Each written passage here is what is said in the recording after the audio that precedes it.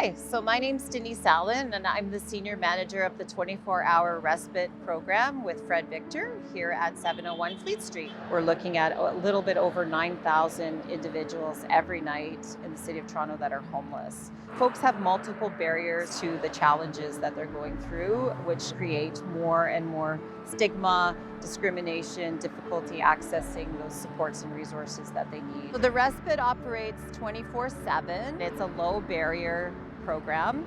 The idea is that folks can come in, they don't have to go through a formal intake process.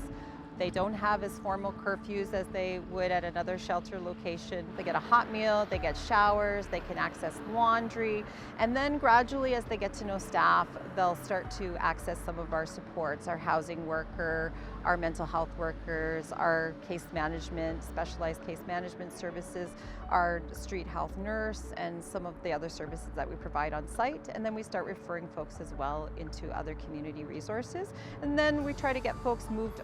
This is sort of the first step in the moving towards housing. Emergency sites such as this are necessary in the City of Toronto for a number of reasons. One of the reasons is that Toronto is in the top 5 of the most expensive cities to live in the world. We see the housing market, the rental market shrinking. We see the cost of rental units going up is unachievable for a lot of folks, and so people are falling through the cracks over and over again.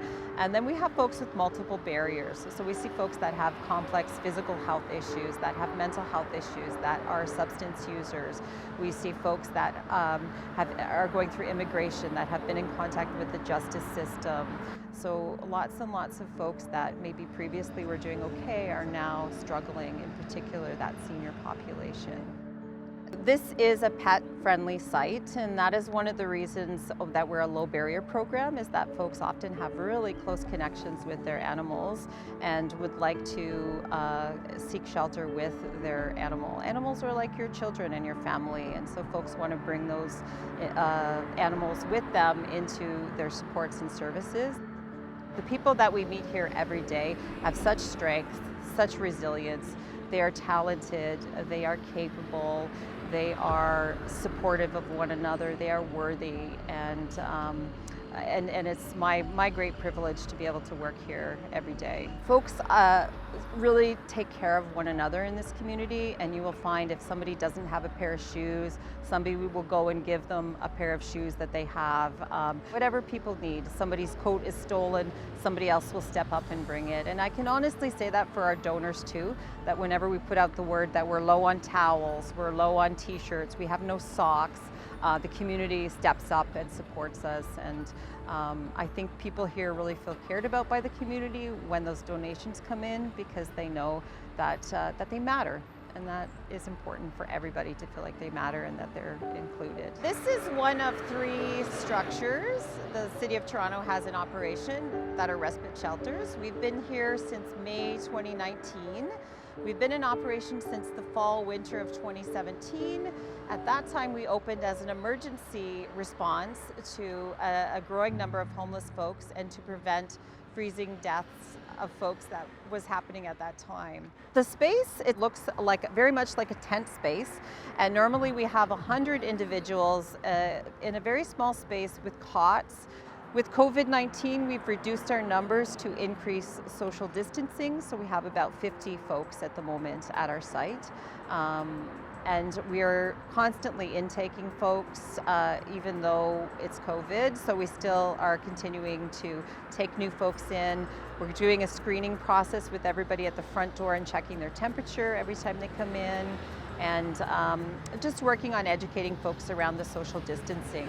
It's been a particular challenge for homeless folks, the COVID-19 situation, because a lot of folks often spend their days out at libraries, accessing coffee shops, out at the park, and places that they are now not able to go to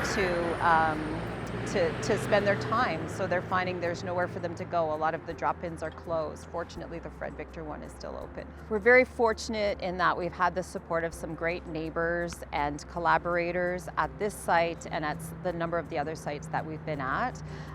We know that sometimes having a homeless community in your neighborhood can be intimidating, stressful. There's a lot of stigma around homelessness, but we've managed to be good neighbors and have good neighbors in this program. And we do have a community advisory committee, liaison committee that meets regularly as well to air any of those concerns. So I wanted to thank all the donors that make programs such as this Respite possible. I think that you have a lot of compassion for our community. You see folks slipping through the cracks and you guys step up. And I feel like everybody can make a difference. Everybody can do something to help, whether it's providing a meal once a year, a pair of socks, donating anything that you can, any monetary amounts, as much as you would spend on a coffee a day, makes a huge, huge impact and positively impacts the lives of folks who are in very difficult and challenging situations experiencing homelessness. Nobody chooses to be homeless. Nobody wants to be homeless. Everybody that we work with that comes through the door would want a safe place to live. And I do feel like people deserve to live in a safe and home environment that suits their needs, that fits what they need.